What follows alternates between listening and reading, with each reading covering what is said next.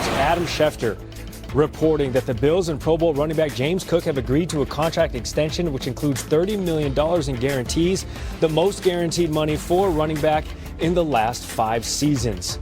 Packers quarterback Jordan Love, as we go around the league with some news and notes, Love's going to have surgery to repair a ligament injury to his non-throwing left hand. Love was injured in Saturday's preseason opener versus the Jets. The Packers say Love will be ready for the season opener in Week 1 against the Lions.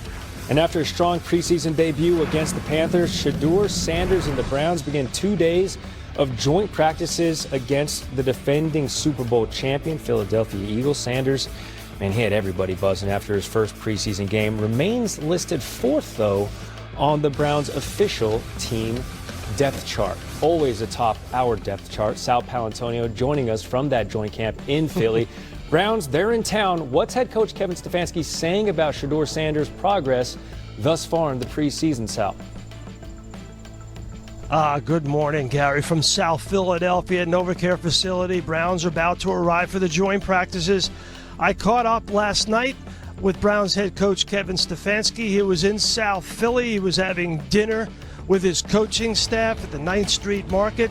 Take a look at this team photo that they took there right after dinner. And I texted him probably when the cannolis were coming out for dessert.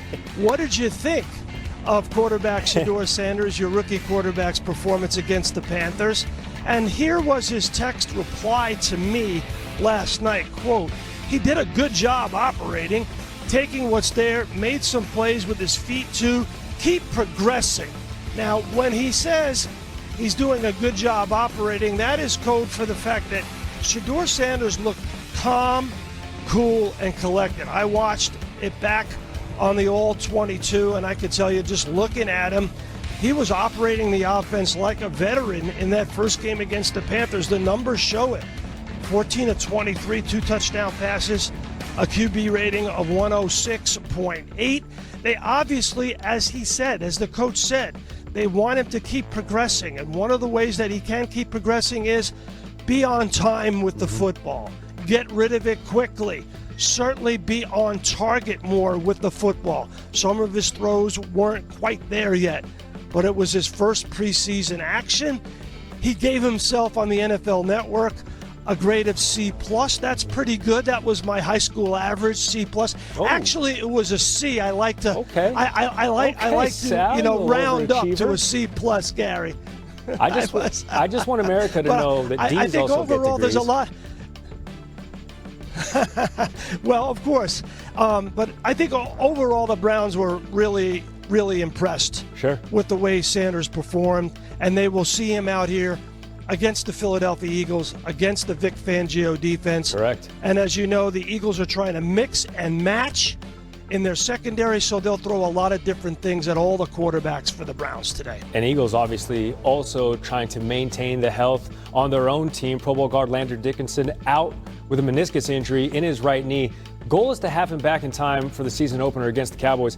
How does Dickerson's injury, Sal Pal, impact Philly's offense? Well, Gary, whenever you lose a player like Landon Dickerson, it's a big deal. The Eagles made him the highest paid guard in the NFL for a reason. He's super smart, super tough, tone setter. He's a great player.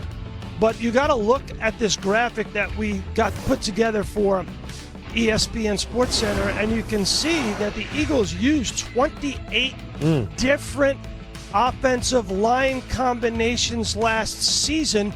That was the 4th most in the National Football League, which means they have great depth and they have great coaching. 2 words, Stoutland University. Jeff Stoutland, their offensive line coach, is one of the best offensive line coaches in the National Football League, and they've been able to really adjust to all of those adjustments that they made on the offensive line, went to the Super Bowl and won it, had Saquon Barkley as the leading rusher and the offensive player of the year last year in the National Football League. Sal Pal, nobody does it better than you. I hope head coach Kevin Stefanski brought you a cannoli. They're a little bit heavy, We're just in the preseason, but you're already in midseason form. Much appreciated. That's about right. Yeah. So am I tall? Really? Hold on. Really? Yeah. You're asking me if that's fair? Yeah, You're I mean, asking me. you represent the short kings, the short delegation. I just wanted to ask the question. Wait, hold on. Nuno and Jovante specifically. Do you look at me and say I'm tall? You're tall. Well, based upon what Google says, you're tall, right? 6'1" and above. I look at your son and say he's tall. He's tall. Yeah. My son is 11, almost as tall as I am. I would say your average height. Your son is tall. Yeah, my son's very tall. And then for a woman? Average height is 5'4", so anything over like 5'8". No. So Nuno's the average height of a woman. No. A woman 5'10" and up. You don't cross. 5'10" and up. Yeah, no, that's tall. So the average height of a woman is 5'4". To consider a woman tall, anything over 5'8" is considered tall. I would agree with that. No, hold on. What's the average height for a man? 5'10". So 5'10" plus 5 inches, that's 6'3", correct? So if we're going to apply that same logic and you're saying average height for a woman is 5'4", So 5'9" and up. so 5'9" and up. I'm okay with that. No. Wait, Nuno? Jovante? So when we're doing all the tall things, we're talking about a 1.5 difference between Smallman and I. It's a really big deal. That's why we change it from small to tall. There we go. There we go. So let's get to it. All the tall things brought to you by yours truly. John Gruden got another NFL win on Monday in a 5-2 ruling. The Nevada Supreme Court has found that the arbitration clause contained in the NFL's Constitution and bylaws is, quote, unconscionable and does not apply to Gruden as a former employee, end quote.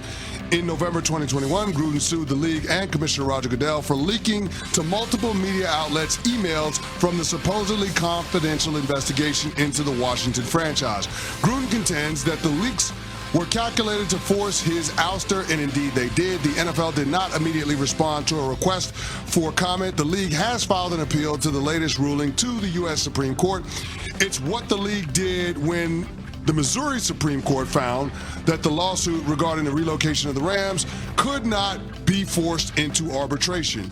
If the league doesn't prevail in their appeal, they'll undoubtedly settle rather than losing at trial and having disclosure. As for what's next for Gruden, with a pathway to the NFL being unofficially slammed shut, there's been speculation that he could try his hand at the college football level. While speaking at a team meeting for the Georgia Bulldogs, Gruden expressed his interest in coaching in the SEC. He was a former assistant at Pitt. He met his wife, then cheerleader, when he was the grad assistant at Tennessee. Even though he hasn't been in college ball for 4 decades, with the blurred lines between amateurism and professional football, it's easy to see Gruden on a short list for high-profile programs with head coaches on the hot seat. Brian Kelly, you're on notice. Oh, you didn't just mention that he could coach. You put him in a location. Yeah. I mean, listen, LSU is now quarterback you. In terms of the key positions in the passing game, quarterback, wide receiver, left tackle, tight end, LSU got it going right now. And John Gruden has been known to make magic with those elements. So if Brian Kelly, with Garrett Nussmeier, who could be the #1 overall pick in 2026, doesn't make it happen, doesn't contend for an SEC championship, doesn't go on a deep college football playoff run, then all of a sudden you could see LSU changing it up and rolling with somebody like John Gruden. And we've seen John Gruden microwave a championship in year 1 of his tenure.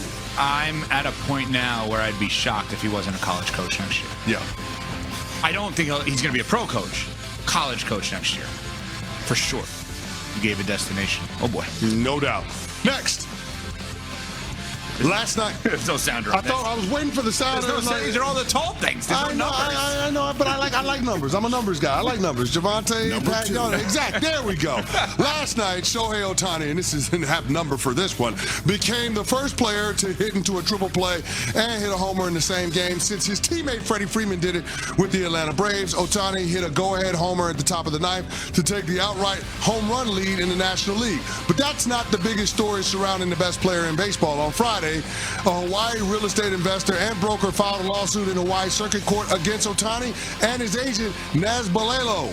According to the filing, Otani and his agent are being accused of tortious interference and unjust enrichment. Otani and his agent, quote, exploited their celebrity leverage to destabilize and ultimately dismantle the plaintiff's role in the project for no reason other than their own financial self-interest, end quote.